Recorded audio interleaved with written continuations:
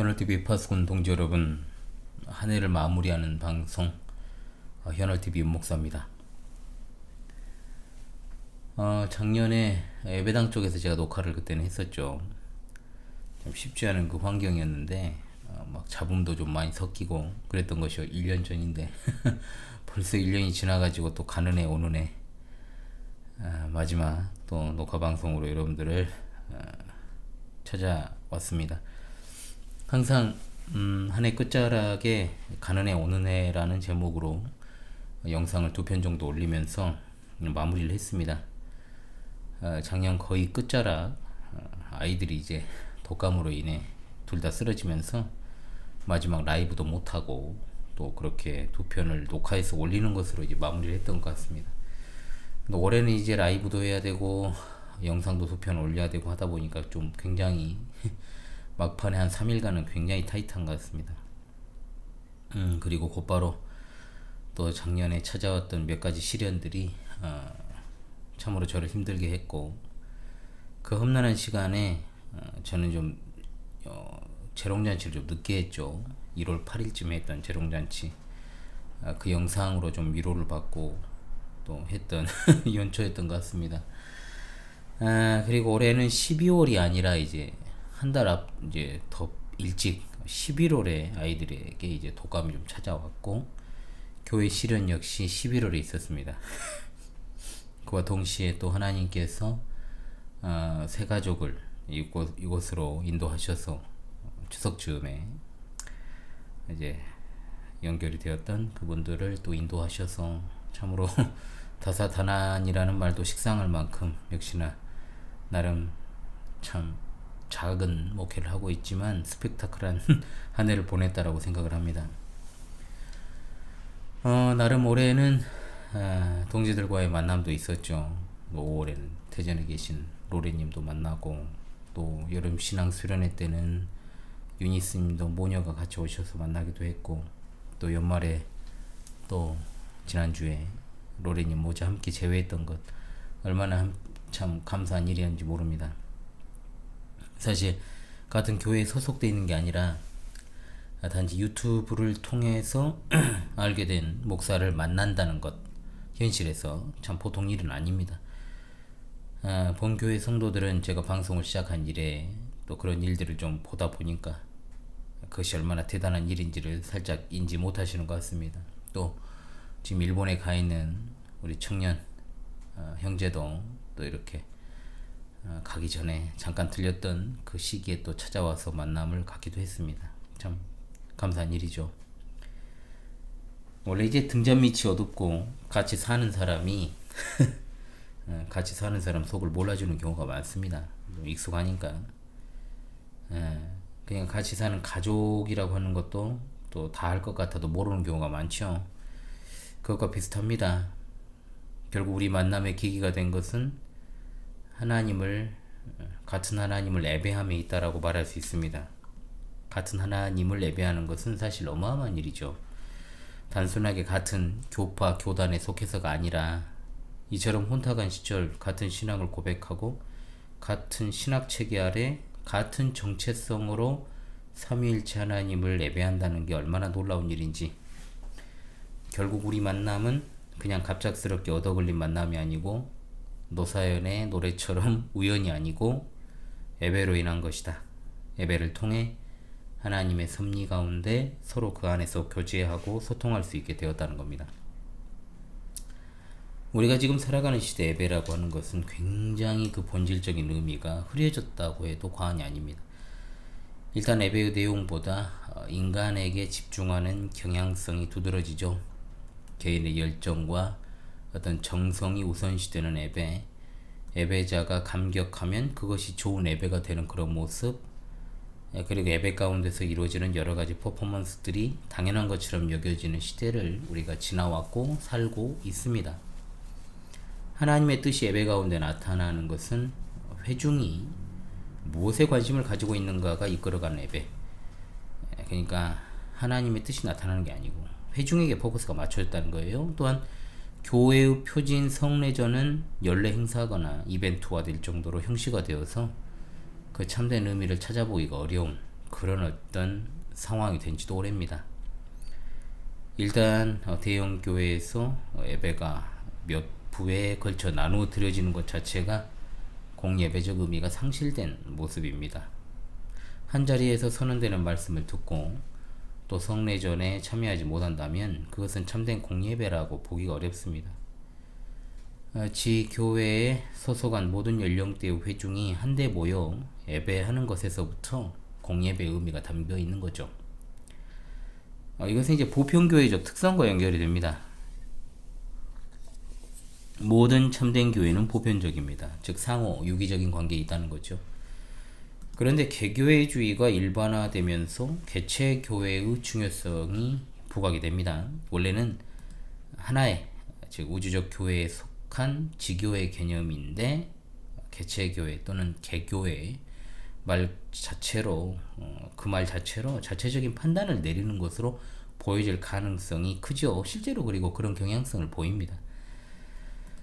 지교회는 말 그대로 한 그루 나무에 붙어있는 가지입니다. 가지교회예요. 그래서 지교회죠. 그러므로 이 방송을 통해서 보편 교회적 의미를 많이 발견하고 감사할 수 있었던 계기들이 있습니다. 하나님을 예배하는 것에 있어서는 결국 자의적 판단이 들어갈 수 없습니다. 당연히 지교회는 보편교회 질서에 따라 공예배를 통해 하나님을 예배하는 겁니다. 공예배의 내용 그리고 그 질서적 측면들은 고린도전서 11장과 14장에 기초하죠. 공예배의 날로 우리는 한 주에 7일이라는 날 가운데 첫날을 공예배하는 날로 보내고 있고 그날은 예수 그리스도께서 부활하신 날이요 교회의 탄생이 되는 성령님께서 강림하신 날이기도 합니다. 새로운 피조물로서 새언약 백성들은 매주 첫날을 통해 이 사실을 확인하고 공예배를 하게 됩니다. 자, 공예배가 중요한 것은 그것을 토대로 해서 우리가 사적으로 드리는 경건회 그리고 예배적 성격을 띠는 모든 예배 모임의 근거가 되기 때문입니다. 사실 이 부분을 굉장히 간과하는 경우가 많죠. 성도들은 매주일 자발적 신앙을 가지고 지교회로 모여 하나님을 예배합니다. 자, 그것은 분명 의무적인 것이지만 그렇다고 마지못해 하는 것이 아닌 선한 의무감으로 그 일을 수행합니다. 이것이 공적이라고 하는 것은 각자가 모여 공예배하는 것이 아닌 개별 성도가 공예배 속으로 들어가 하나님을 경배하는 겁니다. 즉 머리 대신 그리스도와 지체로 이루어진 교회가 항상 개별 성도보다 중심에 놓여 있다는 사실입니다. 한국 교회에서는 일반적으로 주일 대예배라고 칭했죠. 지금도 대예배라는 명칭을 이제 쓰고 있습니다만은 대예배라는 말은 자칫 오해의 소지가 있어 왔습니다. 그러므로 주일 공예배라는 명칭이 더 적합하고 합당합니다. 일반적으로 주일 공예배는 한국교회 오전 11시 예배가 일반적입니다. 우리 광주 신실한 교회는 2022년부터 오전 10시 반에 예배하는 것으로 변경되어서 내년 2026년이면 햇수로 이제 4년째를 맞이하죠. 예배 시간을 30분 앞당긴 것에 뭐 특별한 사유가 있는 것은 아니고 주일 오전에 공예배를 마치고 예찬을 나눈 뒤 펼쳐지는 오후 시간이 지나치게 타이트하게 진행되는 것으로 인해 보다 효율적으로 공예배를 하고 또 주일 오후 시간을 보내기 위해서 30분을 앞당긴 것입니다. 처음에는 좀 힘들어하는 이들이 좀 있었죠. 그런 해를 거듭하니까 자연스럽게 정착이 되었습니다. 주일 오후 시간에는 이제 요리문답 시간을 갖고 요리문답을 공부합니다. 뭐 웬만한 건 다 했던 것 같습니다. 그런데 2026년부터는 이제 주일 오후 요리 해설이라는 이름으로 변경하게 되었습니다. 이 시간에는 각종 신앙 고백서, 신앙 교육서를 공부하는 시간으로 보내고 그 이후 중간 시간에는 성경 교리학교 이제 따로 요리 문답을 이제 공부하는 것들을 확인하는 공과 시간을 갖고 그 이후에는 청장년 제네박당 시간으로 보내는 것이 시작부터 이어져 온 전통입니다. 내년부터는 오후 시간 이제 시편 해설을 추가하고 시간이 허락되는 대로 절별 강해도 제네박당 열리지 않는 동학의 방학 기간에도 이제 필요에 의해서 가급적 진행을 하려고 합니다. 이와 같이 주일 오후에 펼쳐지는 모든 시간, 공예배를 위해 준비하는 시간이라고 보아도 좋습니다. 주일 공예배로부터 시작되는 1교시부터 4교시까지 구성이 바로 이에 따른 것이죠. 지금도 그렇습니다만 그간 한국교회에서 공적으로 결의된 사항에 따라 모이는 공적 모임이라 하면 주일 오후 또는 저녁, 수요일, 금요 기도회 이렇게 일반적이었죠.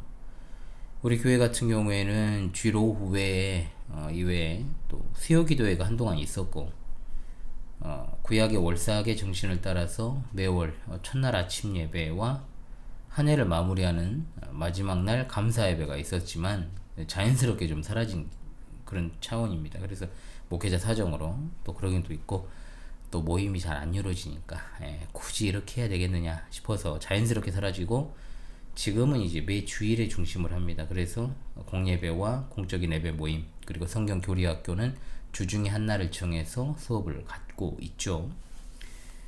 그래서 주중에는 이제 그래서 그럼 목회자가 다 내려놓고 있느냐 그게 아니고 매일 일상 속에서 성도의 신앙적 유익을 위해서 말씀의 강설 그리고 교리 강좌 특강 이것들을 진행하고 있습니다.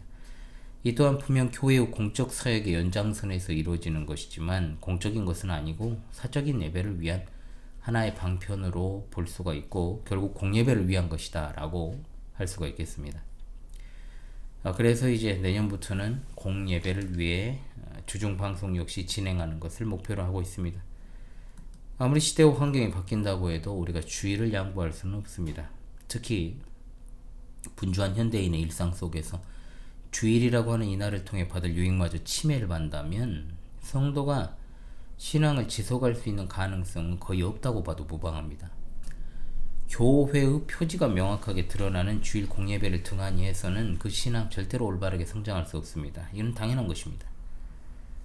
공예배는 지교회에 속한 모든 성도가 의무적으로 참여하는 것이 옳습니다. 어린아이들이 참여하는 것도 당연하고 요사이는 세대 통합 예배라는 말을 쓰면서 전 연령대가 함께하는 예배를 이야기하는데 원래 유아 세례 받은 어린아이들을 포함해서 공예배는 지교회 모든 성도가 함께 예배하는 것입니다.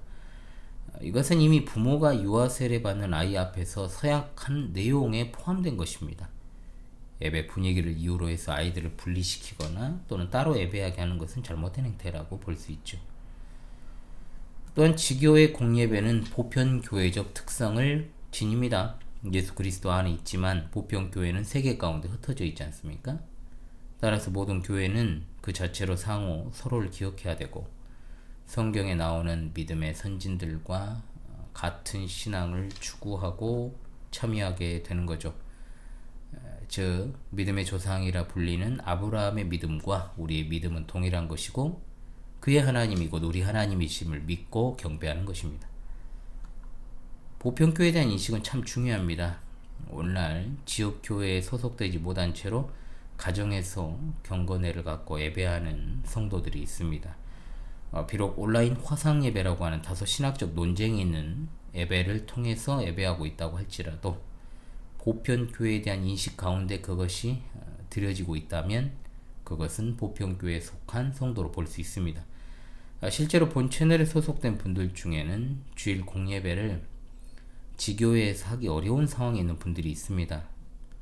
사실 건전한 교단에 속한 건전한 교회를 찾기 어려운 대한민국의 특정 지역에 사는 분들이 있는 것도 사실이고 특히 이제 일본에 있는 우리 형제도 있습니다만 가까운 일본만 하더라도 더욱 그런 현상은 심화됩니다. 그런 경우에는 참으로 어려운 상황인 것이 사실이죠. 이런 상황 가운데 사실 코로나 팬데믹 이후 보편화된 실시간 예배에 대해 신학적으로 무조건 비판하는 것은 올바르지 않은 모습이라 볼 수 있습니다. 물론 그 전에도 화상 예배를 통해서 그러니까 이제 TV나 이런 것들을 통해서 집에서 예배하는 이들이 좀 덜어 있었습니다. 많이 있었지만 그와 별도로 코로나 팬데믹 이후 경향은 긍정적인 측면으로 봤을 때는 보편교회 성도들이 나름의 분별력을 가질 수 있는 계기가 확립되었다는 것에 있어 그 전과의 차이점이 분명하고 또 더욱 교회에 속해서 신앙생활하는 것이 조심스러워질 수밖에 없는 상황이 되었다는 겁니다. 따라서 이 보편교회 개념은 너무나도 중요하죠. 마치 독도와 같은 지역에 홀로 떨어져서 생활하며 신앙생활한다 해도 한 분 하나님께 속한 주님의 백성이라는 사실은 절대로 변하지 않습니다.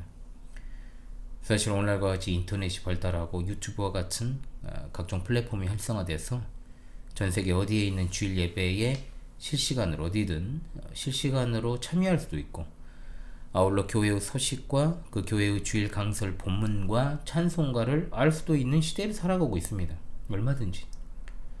여러 환경적 문제로 인해 혼자 예배한다고 해도 보편교회적으로 주님의 은혜를 누릴 수 있기 때문에 같이 예배하면서 같은 기도 제목을 가지고 신앙을 계속 공유하며 신앙적 도움을 지교회로부터 받을 수 있다는 거죠. 사실 제가 현월TV라는 채널을 운영하면서 의도한 것이 바로 이런 측면입니다. 포함되어 있다는 거죠.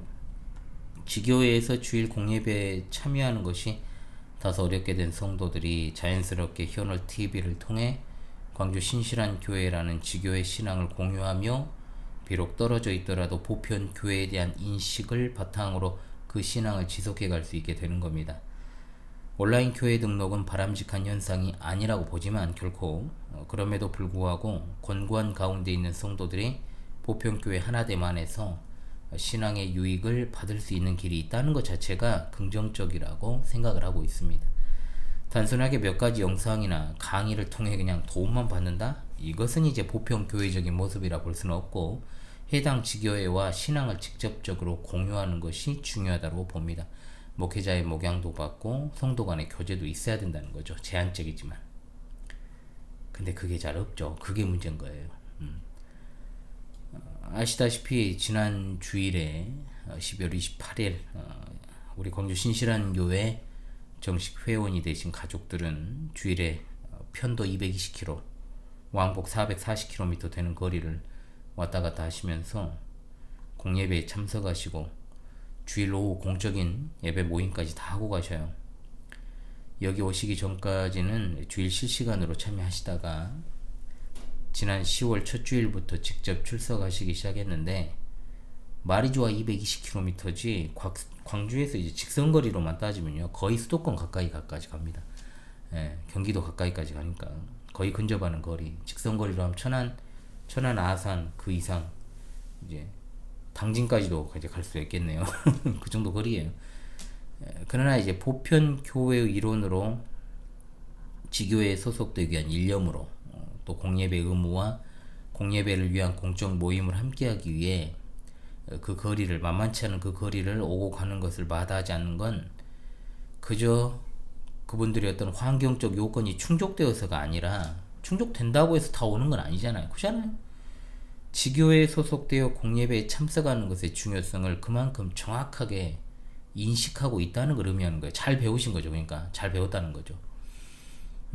그렇기 때문에 사실 마음은 인간적으로 너무 쓰이죠. 사실 엄청 쓰입니다. 그리고 안쓰럽고 마음 한켠이 무겁고 그냥 막 순간이동 시키고 싶고 빨리 그냥 좋은 거주지가 생겨가지고 빨리 그냥 탁 그렇게 하고 싶은 마음 정말 가득한데, 그럼에도 크게 내색하지 않고 가장 지근거리는 이 우리 교회 예배당 4층에 거주하는 분들 아니에요? 자, 똑같이 그렇게 대하는 거예요. 그러므로 새해에는 우리 현월TV 파수꾼 동지들이 공예배의 의미와 그 중요성을 더 정확하게 인식하고 더욱더 보편교회 하나됨 안에서 자라갈 수 있기를 바라는 마음 가득합니다. 이를 위해서 이 방송이 조금이나마 도움될 수 있다면 그것으로 크게 만족합니다. 아울러 더 나아가서 비록 떨어져 있지만 성도들의 삶이 보편교회적으로 더 잘 드러나기 위해서 예배를 중심으로 한 신앙적 교제가 더 늘어나야 된다고 봅니다. 굳이 그럴 필요가 없다고 생각한다면 어쩔 수 없는 거고, 그건 갈수록 참된 교회가 전방위적으로 압박받는 시대, 우리가 이와 같은 어떤 신앙적 교제를 지속하지 못한다면 참으로 어려운 상황을 마주할 수도 있다는 겁니다. 당연히 보편교회 안에서의 교제, 만남이 지속적으로 이루어져야 되고, 또 여건과 상황이 어려워서 지교회에 직접 어떤 속하기 어려운 분들은 이곳 광주 신실한 교회의 도움을 받으시는 것도 필요해요. 이와 관련한 이야기들은 제가 그동안 너무 숱하게 이야기를 해왔기 때문에 더 이야기를 하면 오해의 소지가 있으므로 제가 하지 않아도 될 것 같습니다. 2026년 광주 신실한 교회가 어떤 획기적으로 어떤 측면이 변화되는 것은 아닙니다. 다만 직분과 관련해서 아직 본 교회에 장로가 세워질 여건이 되지 못해서 목사 홀로 그 직분을 가지고 13년째 예배에 수종 들고 있습니다. 물론 규모적으로 목사 스스로 그것이 가능한 것도 사실이지만 말씀의 강설과 관련해서 선한 감독자로서의 장로가 존재하면 참으로 공예배가 더 바르게 확립될 수 있다라는 생각은 늘 하고 있습니다. 장로는 감독자로서 목사가 말씀의 강설을 바르게 하고 있는지 여부를 확인하고 견제하는 게 아니고요. 이건 분명히 그것을 확인하고 또한 성례전의 수종자로 성찬에 자격 없이 참여하는 자가 없는지를 확인하면서 말씀을 맡은 목사의 강설을 따라 성도들이 또한 살아가고 있는지 그 여부를 감독할 의무, 굉장히 막중한 책무가 장로에게 있는 겁니다. 신방 역시 장로들의 직분적 사역이지만 제대로 시행되고 있지 않죠. 한국교회는 전반적으로 장로의 역할이 매우 중요하기 때문에 이 장로의 직임을 감당할 자가 교회 내에서 세워지기 위한 노력이 참 많이 필요합니다. 양성을 해야 되는 거죠. 이 역시도 믿음의 가정을 주시라는 기도와 더불어서 제가 수년째 하고 있습니다. 그리스도의 때가 이르러 또한 그분의 몸된 교회에 선물로서의 직분자를 세워주실 것을 제가 기대하고 있습니다. 공예배 가운데 가장 중요한 집사의 직분적 봉사, 연보에 있어서 발휘되는 것이고 또 공예배의 전체적인 분위기를 바르게 확립하는 것에도 좀 쓰임을 받을 필요가 있습니다. 사실 요사이 제가 특별하게 공예배 때 실시간 라이브 참여하시는 분들은 알겠지만 제가 예배 태도 지적하는 일이 거의 없죠. 없습니다. 지적할 만한 행동을 하는 이가 없기 때문인 것도 사실입니다만 사실 그 일은 집사가 하는 게 맞아요. 집사가 하는 게. 굳이 해야 된다면 집사가 하는 게 맞고 목사가 아이들을 일일이 지적하는 것에 대해서 과거에 어떤 은퇴한 목사님이 저를 지적하신 적도 있습니다만 문제점을 인식하기는 제가 해도 지교의 상황과 그 상황이 있는 거고 또 성숙도에 있어서 외부에서 그것을 갖다가 단편적으로 판단할 수 없는 문제라는 게 있기 때문에 제가 그 조언을 받기는 받되 정중하게 그 문제에 대해서는 제 의견을 피력하기도 했습니다. 또한 오후 모임 때 저의 태도를 이제 지적하시기도 했는데 그건 제가 받아들이기 좀 어려웠죠. 평가자의 위치에서 그것을 이해할 게 아니라 심사위원이 아니잖아요. 어떻게 남의 공예배와 지교회의 공예배와 그런 오후 어떤 공적 모임들을 갖다가 심사위원처럼 평가를 합니까? 그렇게 할 게 아니고 그야말로 보편교회 성도들의 유익을 위해서 사실은 주일 공예배와 오후 요리문답 시간까지 제가 공개를 한 거였는데 그런 어떤 측면들이 좀 있어서 제가 오후 시간 공개를 안 하기 시작했고 그럴 때 얼마나 마음이 편했던지요. 그날 이후에 유튜브를 통한 주일 예배와 공적 모임 공개가 저와 관계하는 분들만 보고 있는 게 아니라는 것에 굉장한 부담을 제가 느끼기 시작했던 기억이 있습니다. 어찌되었던 집사가 전체적인 예배의 경건성을 유지하기 위한 일에 쓰임받는 것이 합당하다. 새해에는 이에 대한 인식을 우리 집사들이 좀 하면서 좀 예배에 임했으면 하는 바람이 있습니다. 단순하게 헌상 시간에만 내가 쓰임받는다라는 생각으로 그치지 말고요. 또 공예배에서 중요한 것, 예배 순서에 관한 것이 될 것입니다. 일반적으로 공예배 형식이라면 우리 교회가 취하는 것처럼 찬양과 연보와 사제의 기도, 신앙 고백, 목회 기도, 말씀의 강설, 성찬, 축복 이렇게 구성이 됩니다. 그 가운데서도 현대 교회가 이제 준비 찬양이란 이름으로 예배 전에 노래하는 걸 당연하게 여기고 있습니다만 사실 예배 전에는 준비 기도가 더 중요하고 그 내용은 당연히 보편 교회적인 성격을 띠고 있어야 된다. 그리고 자신의 삶을 돌이키는 기도가 되어야 되겠죠. 묵도라는 이름을 쓰면서 주악과 함께 찬양대 음악으로 시작되는 모습은 좀 기이합니다. 제가 볼 땐 그래요.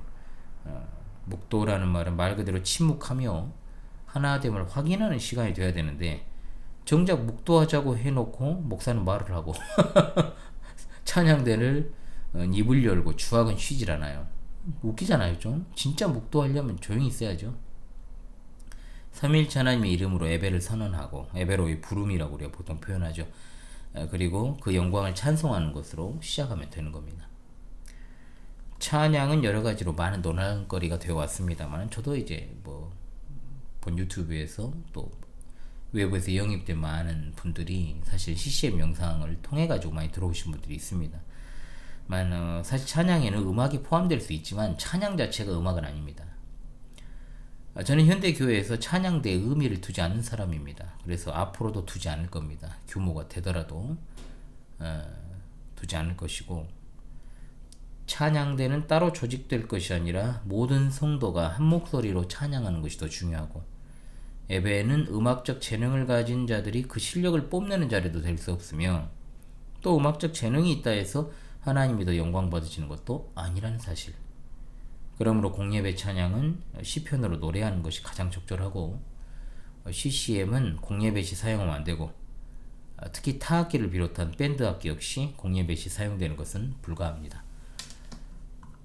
광주 신실한 교회는 제한적으로 피아노를 사용하고 있으나 이것은 절대적 영역은 아니고, 또한 시편 찬송의 공예배 전면적 도입은 2027년부터 실시하기로 하고, 지금 우리가 사용하는 새 찬송가는 아예 모든 영역에서 배제할 수는 없고 그 외의 시간에 선별하여 사용하는 것을 목표로 하고 있습니다. 그러나 한편으로 시편 찬송을 부르는 것 자체가 그 교회의 정체성이 되어서는 안 된다고 봅니다. 장로교회는 그간 합동찬송가, 통일찬송가, 또 혼합주의 색채가 매우 강하지만 21세기 새 찬송가를 지금껏 공예배 찬송가로 사용해왔고 사용하고 있으며, 2009년에 이르러서 이제 교단 예배용으로 제네바 시편가가 보급되기 시작했으므로 합동해서 진리의 깃발에서 나온 거요. 조금씩 개혁되어 가는 것이 바람직하다 보고, 21세기 찬송가를 좀 고수한다고 해서 비난하거나 정지하는 태도는 바람직하지 않습니다. 그리고 시편 찬송가를 부르는 것보다 더 중요한 것은 시편에 대한 바른 이해가 되겠죠. 이것은 말씀을 가르치는 목사의 해설, 찬양 지도보다 훨씬 더 중요한 것이 바로 이 측면이라고 봅니다. 그래서 이제 2026년부터는 시편 해설을 오후 시간에 잠깐 한 뒤 시편을 찬송하며 자연스럽게 곡조를 익히려고 하는 그런 시간을 가지려고 하고 있습니다. 그런 차원에서 우리 동지들께서도 공예배 찬송으로서 시편 찬송에 함께 더욱더 익숙해지도록 노력하는 것이 좋으리라 봅니다. 어떤 분들은 CCM을 공예배에 사용하지 않는 것과 동시에 이제 일상에서도 듣거나 부르지 않아야 된다는 생각을 좀 하고 계십니다. 그에 대한 저의 견해, 주일에도 제가 우리 성도들에게도 말씀을 드렸습니다만, 그것은 신자의 자율에 맡긴다.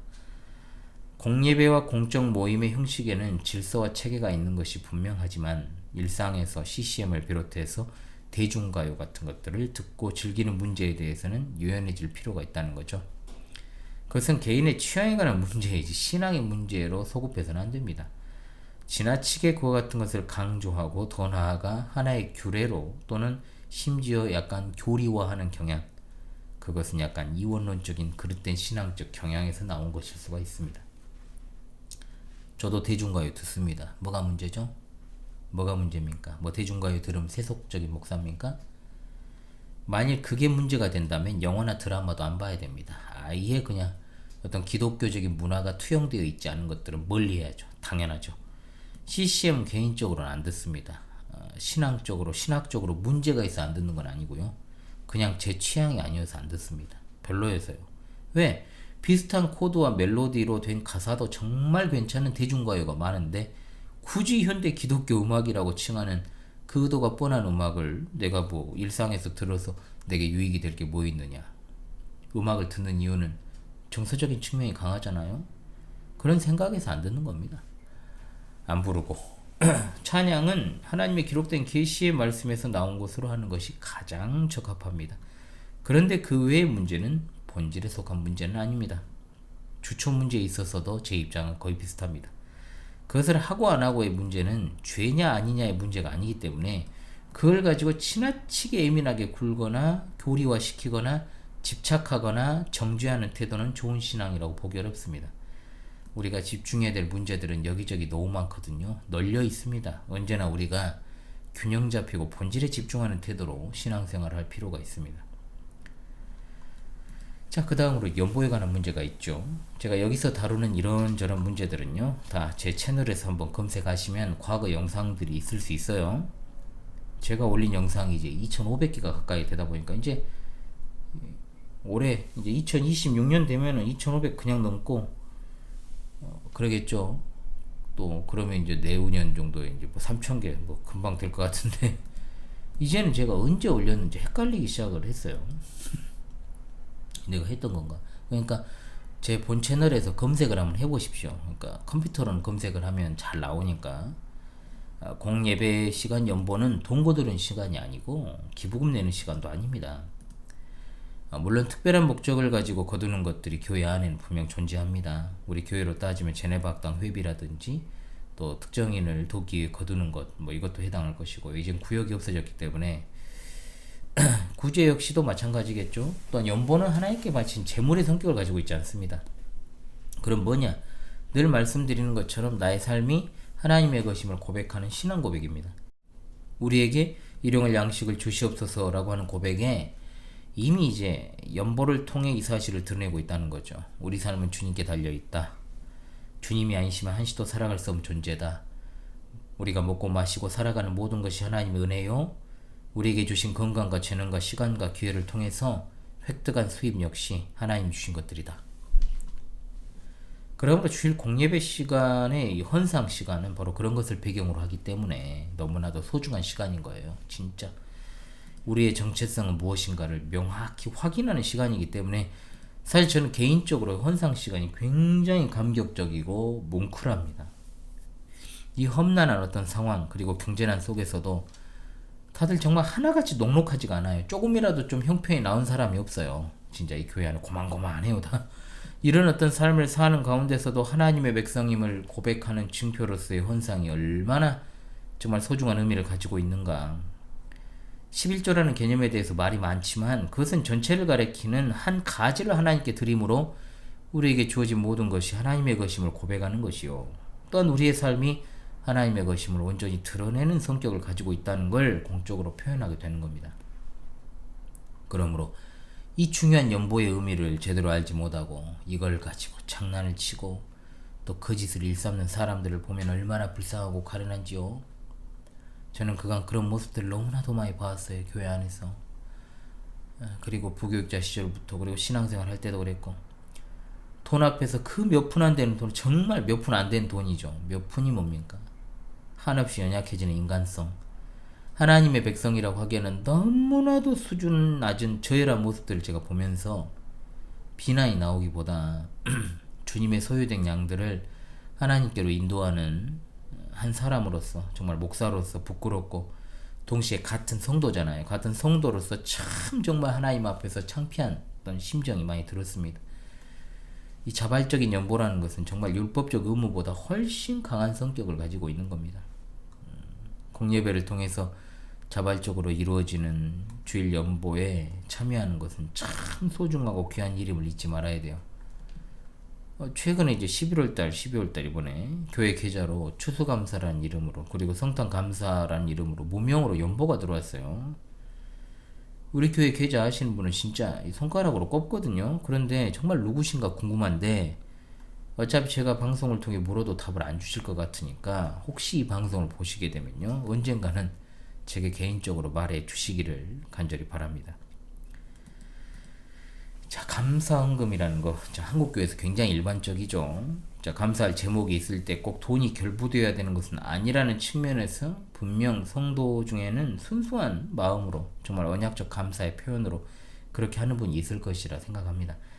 아마도 우리 교회로 보낸 감사 연보에는 그와 같은 성격이 있다. 제가 그렇게 믿고 싶습니다. 그러나 일반적으로 지금껏 감사함을 느끼는 것은 어떤 형태로 표현했습니까? 한국교회 내에서 어떤 특정한 일이 충족되었을 때, 어떤 일이 해결되었을 때 느끼는 감사일 수가 있어요. 거의 대부분이죠. 연보는 감사한 삶의 표현이 될 수는 있지만 반드시 그것이 돈으로 결부될 필요는 없다.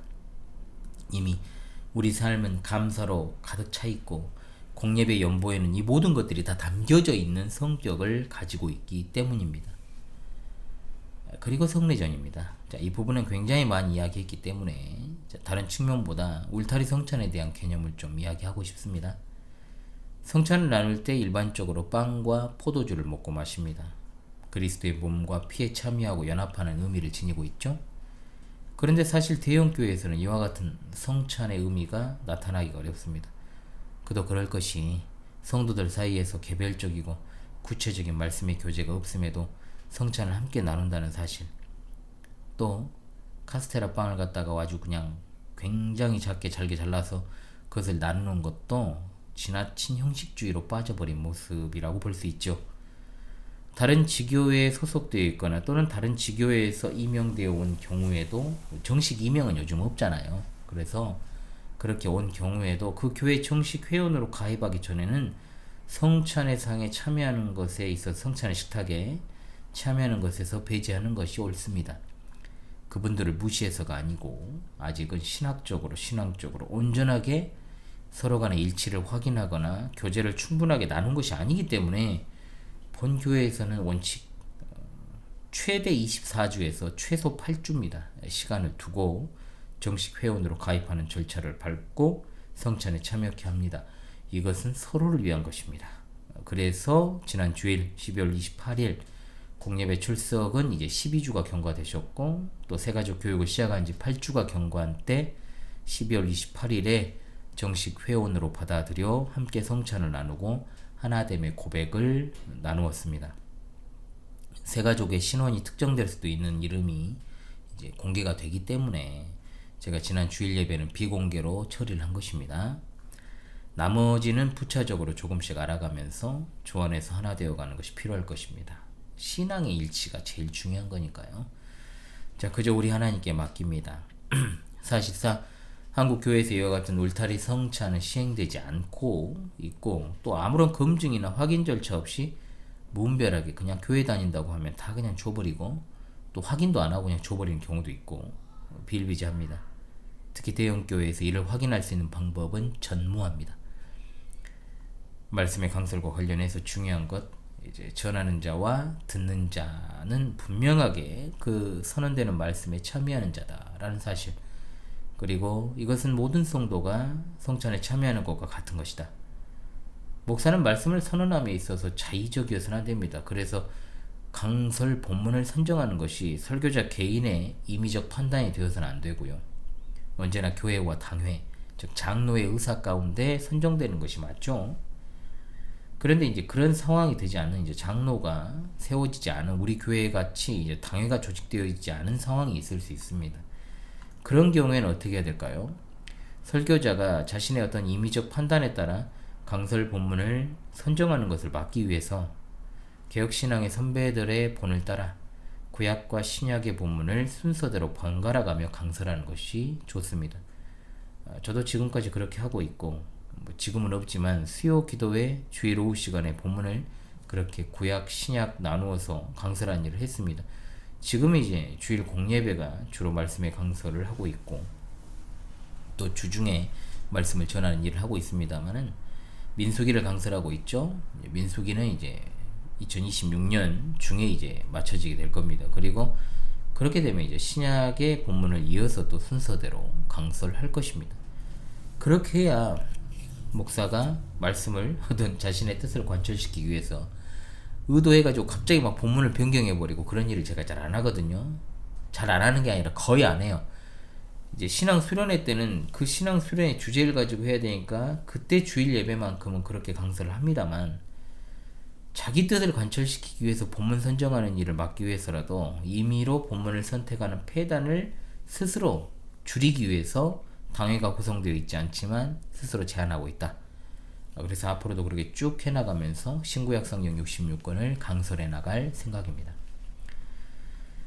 신앙 고백 같은 경우에는 사도신경을 기본으로 고백하는 것이 일반적이고, 당연히 공예배 시간 3일째 하나님께 대한 신앙을 고백함이 마땅합니다. 아울러 우리 교회가 성찬이 있는 매월 4주째입니다. 5주 있는 이제 달도 있으니까 5주가 있어도 5주째 하지 않고 4주째 합니다. 4주째 공예배에서는 5주까지 있으면 5주까지도 니케아 신경을 고백하고 역사적 기독교의 신앙을 상속받고 계승하는 일에 더욱 힘을 쓰고 있습니다. 끝으로 이제 과거에 이제 축도라는 말이 일반적이었지만 이제는 이제 합동교단 내에서는 축복이란 말로 공식적으로 바뀌었어요. 축복이라고 부르는 것에 관한 것입니다. 이걸 뭐 강복 선언으로 해야 된다 뭐 말들이 많은데요. 그냥 그 의미만 통하면 됩니다. 그런데 이제 그 단어 자체가 가져다 주는 이제 오해들이 있기 때문에 이제 축도는 축복기도의 줄임말이라고 생각을 하잖아요. 보통 축복도 약간 그런 의미고 복을 비는 의미. 공예배 때 말씀을 맡은 목사를 통해 선언되는 하나님의 언약, 이게 바로 축복입니다. 여러분, 축복 시간. 축도라는 말을 단순하게 축복기도의 줄임말이라고 생각을 하면서 여기에 대해서 바른 이해를 하지 않으면 어떤 일이 생기느냐. 축복 자체가 굉장히 사제주의적 경향으로 흐를 여지가 있고 실제로 그런 모습들이 교회 안에 있어 왔어요. 지금도 있고. 즉 하나님과 사람 사이에 중보적 대리자의 역할을 목사가 하는 것으로 오인할 수가 있다는 겁니다. 목사가 축복을 맡은 것은 맞지만 그것은 목사가 특별하기 때문이 아니라 그가 말씀을 맡은 자이기 때문에 성찬도 마찬가지고 말씀을 맡은 자가 성례전을 집례하는 거고 하나님의 언약을 공적으로 그래서 말씀을 맡은 자로서 선언하는 것이다. 이건 분명 공예배 때 진행되는 것입니다. 그런데 한국 교회에서는 축도라고 불리는 이 축복이라는 것이 여기저기서 너무 남발되고 있죠. 그죠? 이런 차원에서 이 축도를 오늘날 이름이 바뀐 축복처럼 이 축복 기도로 생각하는 경향이 짙기 때문에 나타난 현상으로 보여져요. 저도 당연히 일반적인 어떤 이런 흐름의 영향을 받아서 이 축복을 갖다가 남발까지는 아니어도 공예배 외 시간에 했던 경험들이 있었고요. 지금 없어요.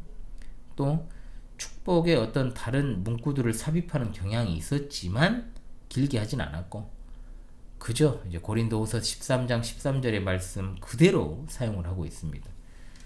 축복의 핵심이 뭐냐? 삼위일체 하나님께서 허락하신 언약적 소망을 주의 몸된 교회를 이루는 성도들의 공예배 가운데 선언하여 하나님의 영원한 약속을 누리는 것에 있다. 이게 맞냐 이럴 필요 없어 이런 거. 자, 가는의 오는의 일부.